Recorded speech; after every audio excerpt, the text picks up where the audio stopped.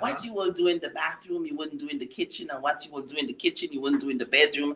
And in our bodies, in this house, there is organ. There is organs like furnitures. Yes. You don't have the same furnitures in the kitchen, and you don't have the same furnitures in the bedroom. You don't have the same furnitures in the living room. You don't have the same furnitures, but you have some furnitures there. Right. So in our organs, in our bodies, we have organs. We have liver. We have pancreas. We have everything in this. We have lungs. We even have our skin, which is the largest organs of the body. And inside we have the liver, which is the largest organs inside, which is like a sewer.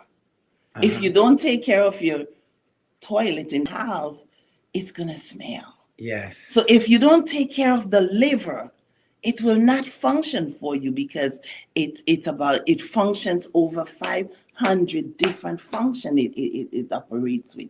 So we gotta take care of this house. This is your temple. In this temple, we care for it. Wow. In this shit. Okay. We're gonna have to go back and listen to this. That was so awesome. We're gonna have to go back and listen to this. I was trying to take notes, but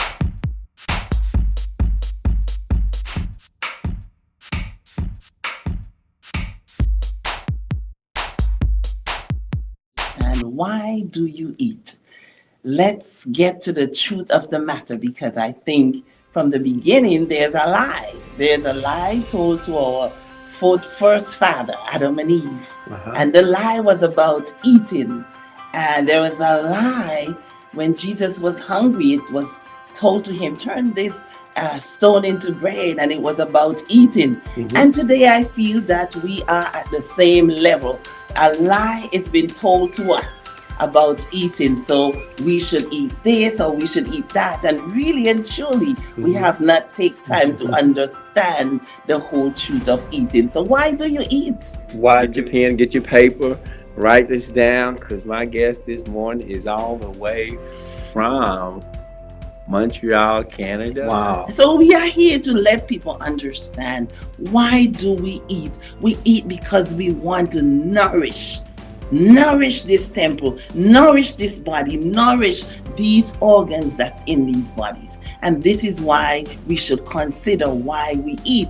We're not eating because we're hungry. We're eating because the body needs to be nourished. Therefore, we must reach for things that will not break it, but to nourish it. Okay.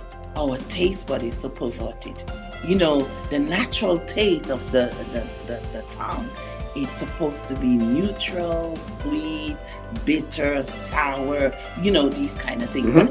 But we have perverted so much by just eating so much. I believe things like fry or lots of buttery, creamy have removed the bitter taste, have removed the sour taste. So if I should give you something sour that you feel you're not used to, you're gonna If I should give you something bitter, you say, because that is already changed.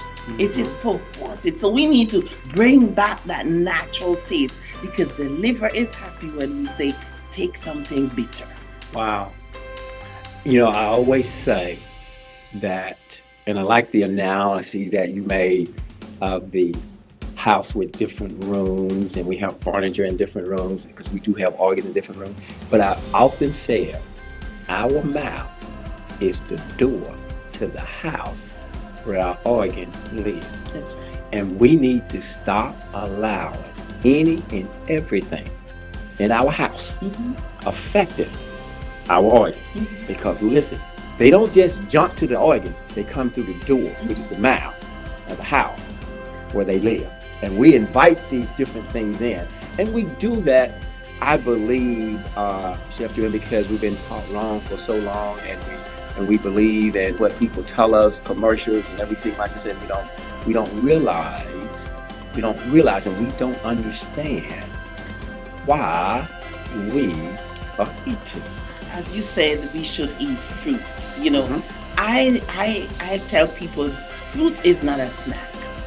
Fruit is a meal. It's a meal.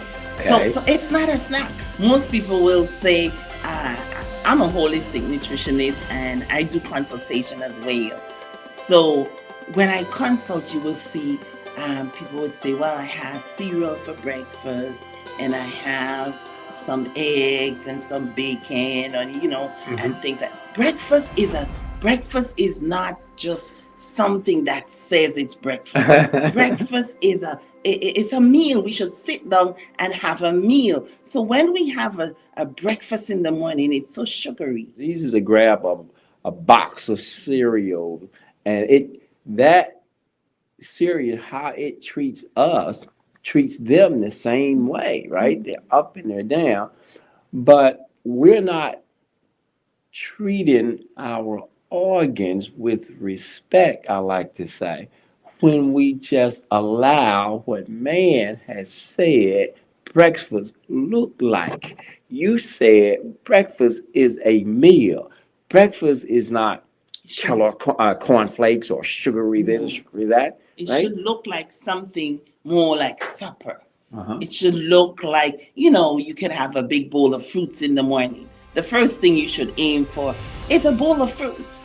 You wake up in the morning. I often see you wake up in the morning, have a glass of lemon water. Get the body moving, get the digestion going. Have a glass of warm lemon water. And then you have your fruits. You have so much fruits here. You can have, when it's watermelon season, add watermelon. You can have some grapes. You can have a mango. You can have some orange. You can have, have a bowl of fruits. And if you don't feel satisfied with that, have a cup of oatmeal after that. And then you seal your food with the greatest of all the dessert, a handful of nuts of your choice. It could be a handful of pecans or a handful of walnuts, which you will have your essential fatty acid from that.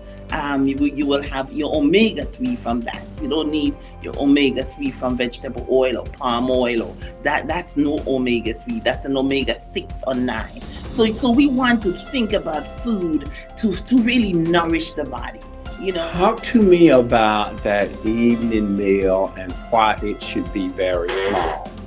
Well, there's a saying that we eat like a king in the morning. Okay. We eat like a princess in the afternoon. Okay. And then we eat like a pauper at night. Okay. So your most of your energy is in the morning.